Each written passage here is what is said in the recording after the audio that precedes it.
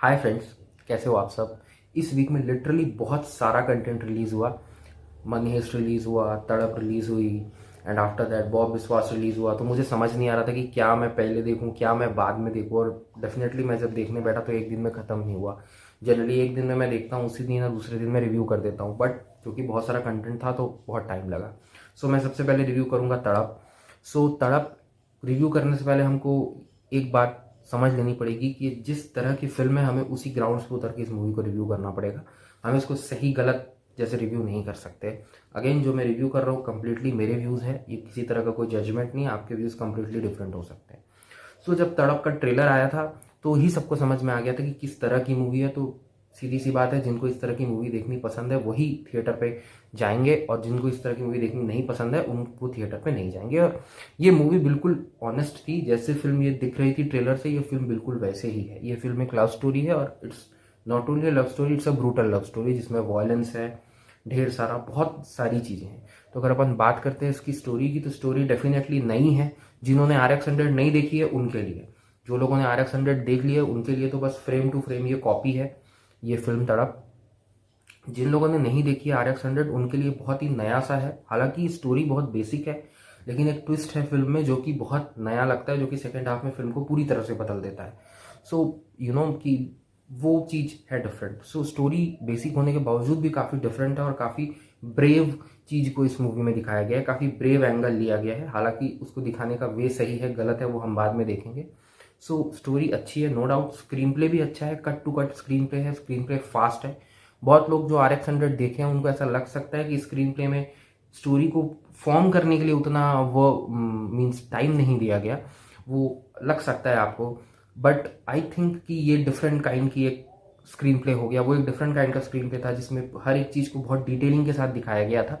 सो उसका एक अलग मजा है। ये कट टू कट था तो ये भी मुझे ठीक ही लगा, मुझे बिल्कुल बुरा नहीं लगा। स्क्रीन प्ले फास्ट है, और स्क्रीन प्ले जैसे ही डिप होने लगता है, मतलब डिप तो खैर नहीं होता है, जैसे ही आपको लगता है कि स्क्रीन प्ले थोड़ा सा रिपीटेटिव हो सकता है तभी एक मेलोडियस सा गाना आ जाता है। और अरिजीत सिंह का जो गाना है वो तो बहुत ही अच्छा गाना है। सो गाने भी इस फिल्म के बहुत अच्छे हैं। तो गाने जो है वो स्क्रीन प्ले को आगे बढ़ने पे मदद करते हैं, and songs are really very melodious. और अगर अपन बात करते हैं अब इस फिल्म के एक्टर्स के एक्टिंग की, तो आहान शेट्टी जो है उनकी पहली फिल्म है, उस हिसाब से उन्होंने अच्छा काम किया है।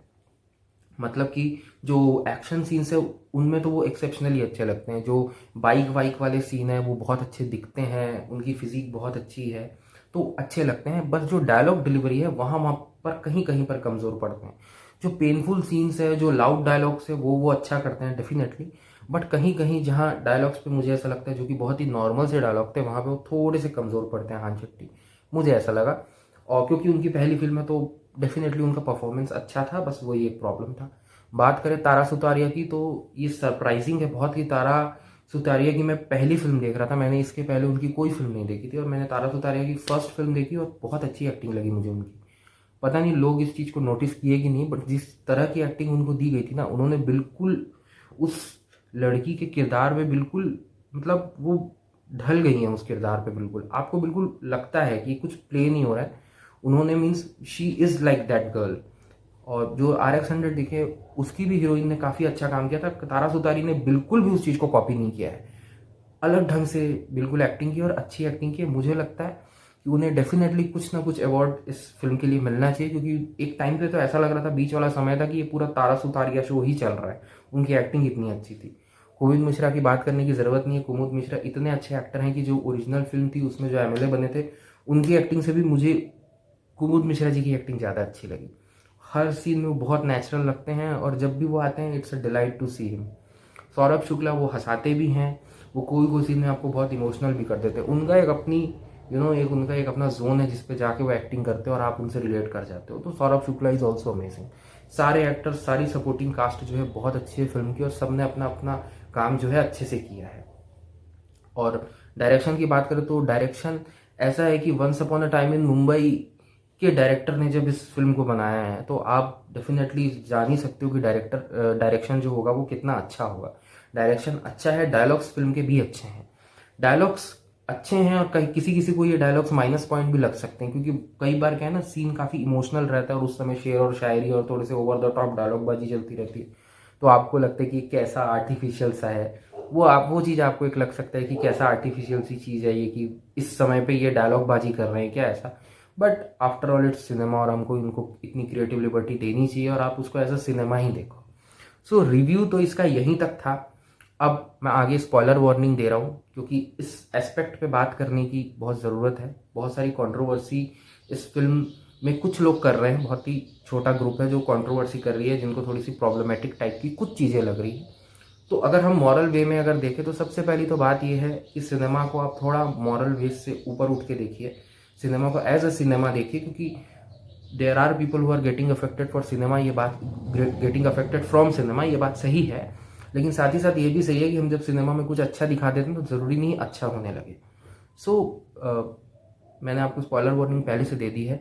सो ऐसा है कि अगर इसमें गलत अगर कोई चीज़ है तो जैसे झूठ बोलना या बात छुपाना, वो भी इतनी बड़ी बात, अगेन आई एम टेलिंग, कोई छोटी मोटी बात नहीं, बहुत बड़ी बात, इतनी बड़ी बात छुपाना गलत है। लेकिन साथ ही साथ उसके अगेंस्ट पे जो वायलेंस किया वो भी गलत है। अगर हम मॉरल पॉइंट ऑफ व्यू से देखें तो वो वायलेंस भी गलत है। अगर गलत है तो दोनों गलत है, और अगर हम उसको देखें कि एज अ फिल्म तो फिर तो आप उसे देख ही सकते हैं।